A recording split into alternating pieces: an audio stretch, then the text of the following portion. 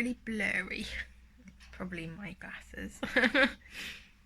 So how is everybody this morning? The pups have had a good old play this morning and have unfortunately destroyed the chicken, which is very sad. It's not a real chicken, it's toy chicken. Just to, reassure everybody. But they're calm now. Whisper's getting off the sofa. And Cooper's on the other sofa, and Henry's behind the table somewhere. So today, what am I doing? I am mostly writing. I'm already sat on my laptop. I'm being good. Even though it's only 8:10.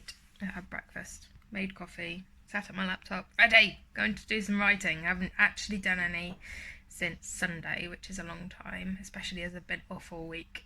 Been very busy. I cleaned the whole house yesterday. And I'm going to take the dogs for a walk. And I'm going to do some more writing. And I'm going to do some more writing. And that is my plan, do some more writing. And then I'm going to show you all the kind of things I've changed in my life because of my lingual nerve damage. So for those of you who don't know, I have lingual nerve damage.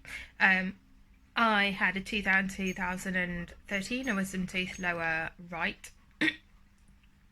And the surgeon that did it didn't tell me about some of the risks, and one of the risks was damaged lingual nerve, which is the nerve, it kind of runs under here, and it provides sensation and taste to half of your tongue. So you have one there and you have one there, and this one, he basically damaged it, bruised or stretched apparently, and it's permanent. So it's been 7 years. After 2 years they call it permanent, and I have a numb tongue. I haven't ever got the sensation back.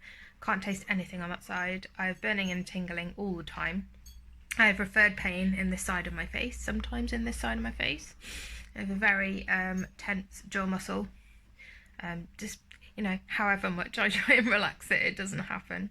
And if I talk for a long time or eat something that's like really difficult to eat, like chewy steak or something, or if it's really cold, it hurts a lot. So there you go. I also get like stabbing pains and stuff in my tongue, which is delightful. So a bit later I'm going to show you all the things that have changed in my life since then, all the things that I do to help myself not be in pain, or so look forward to showing that. So I did 2,000 words of my work in progress, which is awesome. The dogs think we're going out. We're not, because it's raining. I'm going to wait until this afternoon, and hopefully there'll be a break in the rain.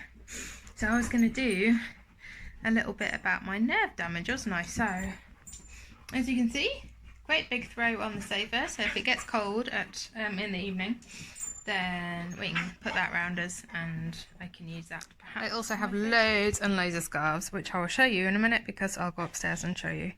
I actually have an entire hanger thing. So I also have these things. I have a little one, which I got from Etsy ages ago, and I have this one, which is Sarah's. Put them in the microwave for 2 minutes and can hold them against my face, and then they get warm and it helps with the pain. And then have many medications, so Zapane and stuff like that, to help. And clearly, as British people, we have a kettle. Warm drinks sometimes help, especially if it's generally cold. But unfortunately, sometimes tea tastes like fish. It's part of the nerves that have regenerated, I think, and grown in the wrong place.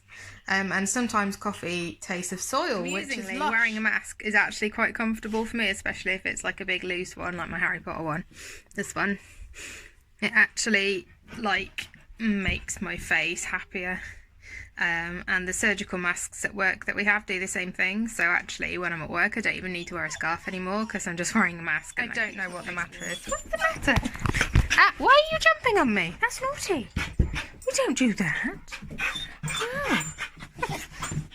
Cooper's just like, I don't know what's wrong with him. Yeah. Oh, never mind, never mind. So here is my amazing collection of scarves.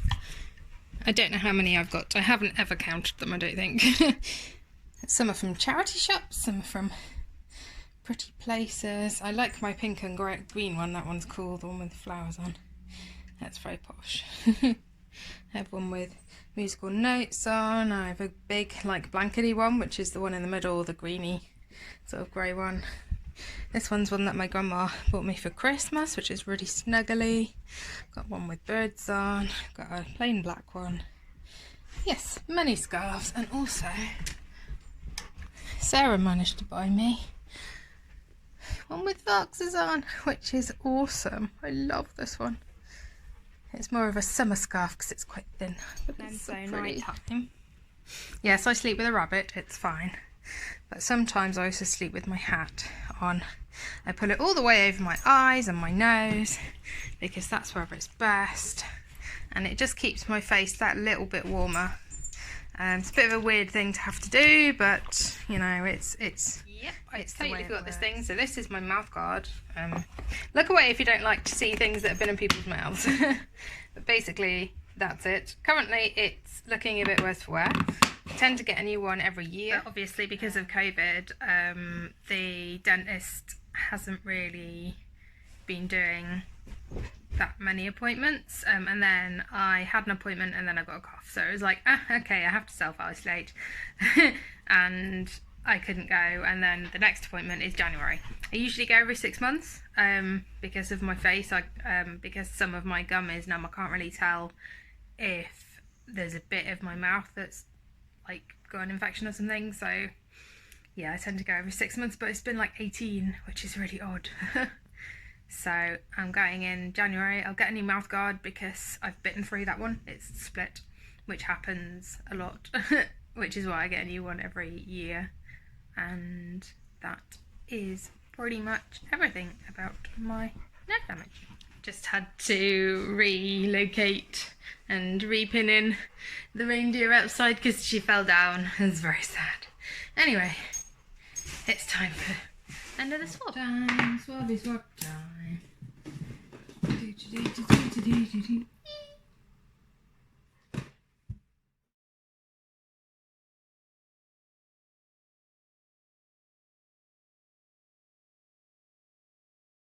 And now I've just got to wait half an hour. We're just having a little sit down and a little snuggle. The boys on one side. And little girl on the other. Yeah. Little snuggle. Can we watch a little bit of TV before we have some lunch? Well, before Mummy has some lunch. It's so cute. Negative result. Lovely.